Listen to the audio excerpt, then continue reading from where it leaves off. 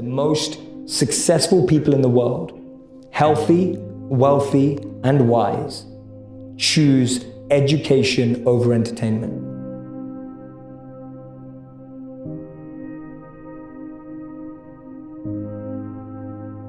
What people don't know about me is that I was suspended from school 3 times for trying out all sorts of things, like things that people would never imagine of someone who goes on to be a monk. I was experimenting with all the drugs in the world. I had multiple relationships. I was really trying to search for some sort of meaning, fulfillment, and as long as I've known, I've been chasing thrill. And that really stayed in my head. I was just like, wow, so as long as I'm trapped by what my parents think, I can actually never find the answers to the real questions of life.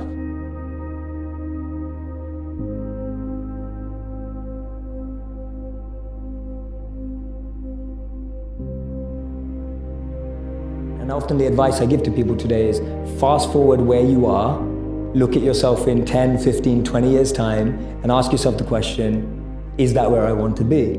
And if the answer is no, then you need to find a new path. And for me, the answer at that time from observing was no.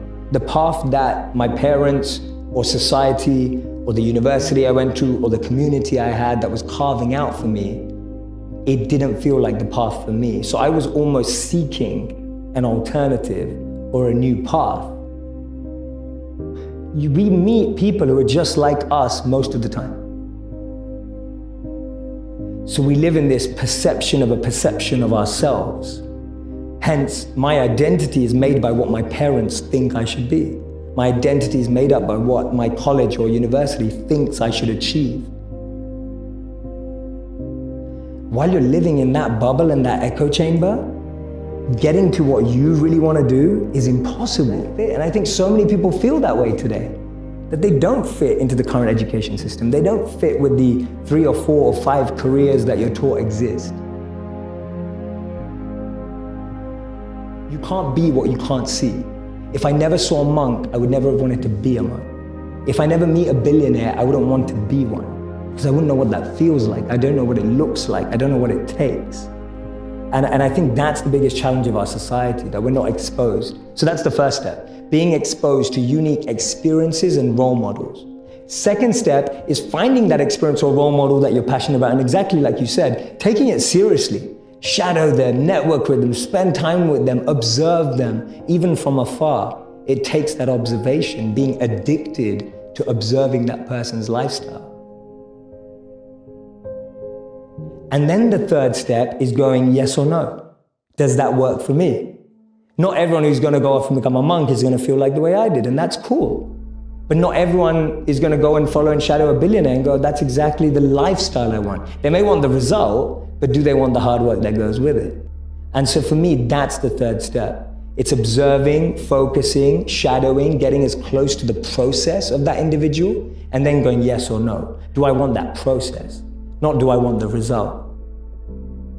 The greatest power is to be self-controlled, to be able to train the mind and energy to focus it exactly where you want it and when you want it to be.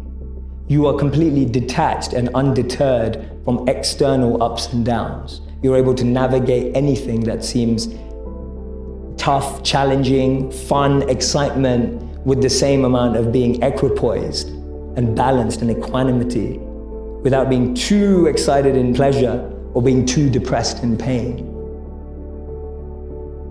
Being able to overcome ego, being able to overcome envy, being able to overcome jealousy, being able to overcome the negative of competitive state. There's a positive competitive state and there's a negative competitive state. Today, when people are looking on Instagram or Facebook or YouTube, all you're looking at is, oh, she got that many likes, or he got that many likes, she got engaged, or he got married, or, oh my God, look at her body, or look at that. And it's like, that stuff's destroying us inside. Envy, jealousy, ego, greed. To be able to have enough clarity to purify yourself of those things is gonna alleviate the biggest anxieties and depressions of our time and mental health problems.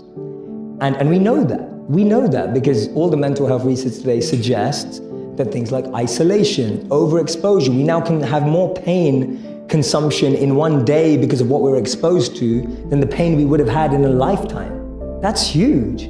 Like that's ridiculous to think that in one day, because of the media, news and social media, we consume more negative than we did in a lifetime.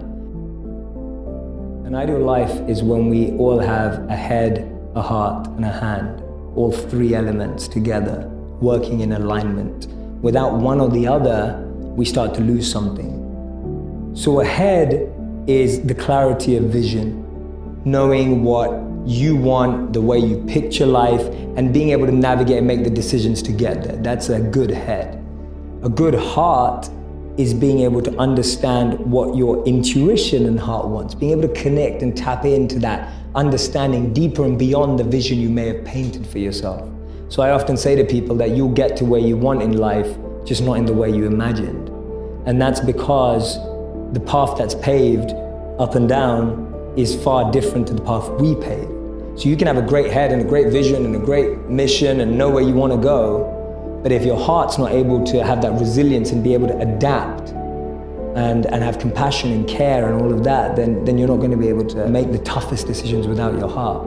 But to be able to realize that we need to care and be sustainable and long-lasting requires a heart. And a hand is that service, wanting to pass that on, that which you have, wanting to give it forward, pay it forward. The idea of serving with what you have.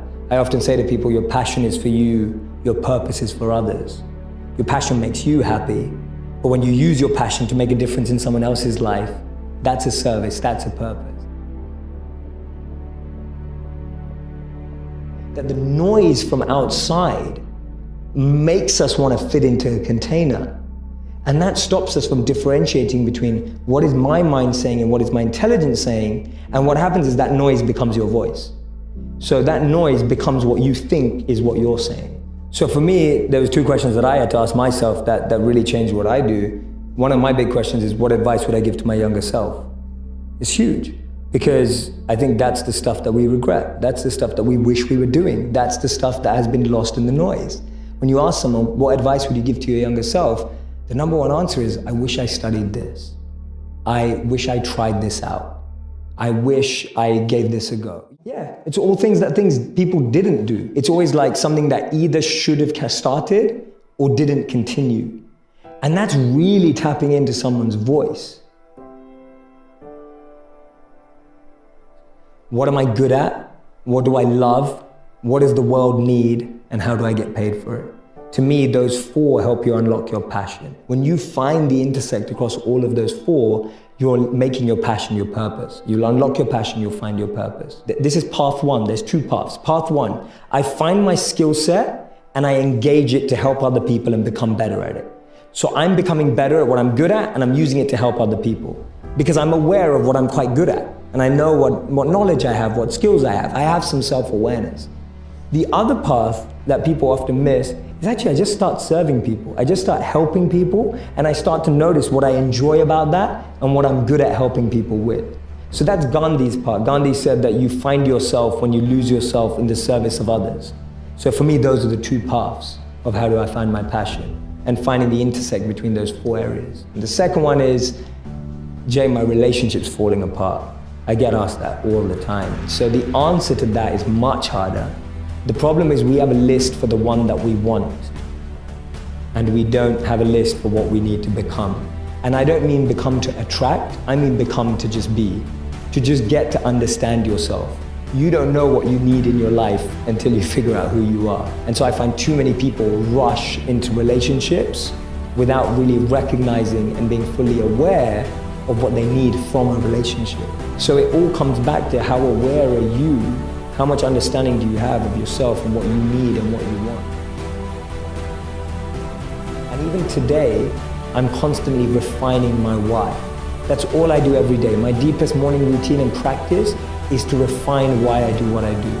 It's so easy for me to now do it for money. It's so easy for me to now do it for followers. It's so easy for me to now do it for fame. And every day I have to refine that. Because I know, having lived as a monk and what I practice, that if those become what I want, then I'll forget who I need to be. So my daily practice and my daily routine is refining my intention, which in modern language is why. So for me, my 3 E's are element, environment, and energy. Everyone has an element that they thrive in. If you take someone out of it, their element, they won't be the same. A modern day example would be Michael Jordan. He was incredible at basketball. You took him out of basketball, put him into baseball, no one remembers his career. You're talking about one of the best athletes of all time. Your environment is the environment around you. You can take a fish out of water and give it a beautiful mansion and a Bentley and all the money in the world, but it will die. And that's what we are, like our environment. Everyone needs an environment which they thrive, which we have to craft. And then finally, it's energy. Some of us love high energy environments, high pressure. Some of us succeed in low energy environments and low pressure. Figuring out your energy and the frequency on which you operate best will help you thrive as well. So for me, those are the 3 E's to really create a thriving environment. Know your element, know your environment, and know your energy. And so at all times, if I see anything going wrong, I'm going, is my element out of alignment? Is my environment out of alignment? Or is my energy out of alignment? And that's a great 3-question test you can do to yourself when you don't think things are going right.